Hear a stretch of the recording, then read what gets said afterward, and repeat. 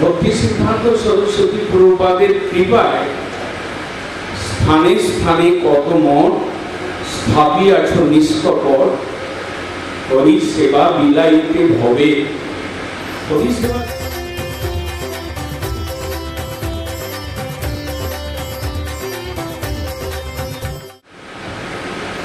ভক্তি সিদ্ধান্ত সরস্বতী প্রভুপাদ তার ধারায় তার মঠে বাস করছে, তার তৈরি মঠ। আমরা কতটা বুঝতে পারছি শিষ্য ভক্ত হয়ে সেটা পরের কথা, কিন্তু ভক্তি সিদ্ধান্ত সরস্বতী প্রভুপাদের কৃপায় স্থানে স্থানে কত মঠ স্থাপিয়াছ নিষ্কপট, হরি সেবা বিলাইতে ভবে। হরি সেবা শিক্ষা দেওয়ার জন্য কেউ যে একটা ইনস্টিটিউশন তৈরি করেন, হরি ভক্তি জানন করবার জন্য, হরি ভক্তি পাওয়ার জন্য কোনো ইনস্টিটিউশন তৈরি হতে পারে, ভক্তি সিদ্ধান্ত সরস্বতী প্রভুপাদ তার জ্বলন্ত দৃষ্টান্ত। আজকে আপনারা এসেছেন জগতে অনন্ত কোটি জীব,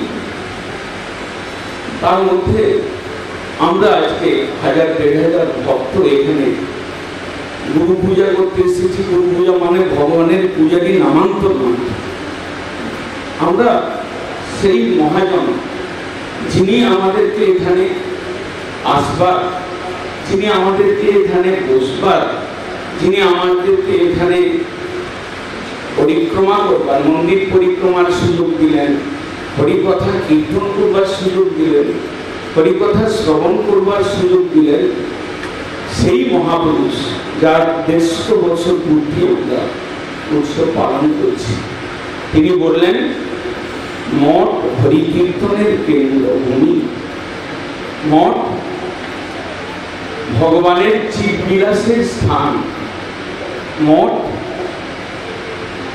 হরির সন্তোষ বিধানের জন্য ভক্ত সঙ্গের মাধ্যমে, ভক্ত সঙ্গে থেকে হরি কীর্তন করে জীবন নিজের কালিমাকে ধৌত করে ভগবানের ভক্তিতে উদ্বুদ্ধ হয়ে ভগবানের দিকে এগিয়ে যাওয়ার স্থান।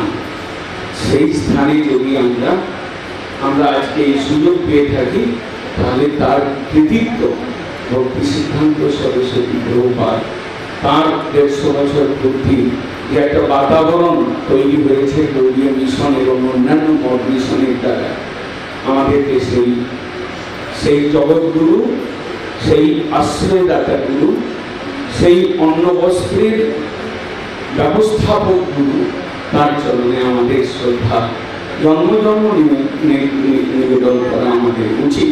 আমরা তার জন্য প্রস্তুত থাকা আমাদের উচিত। আমি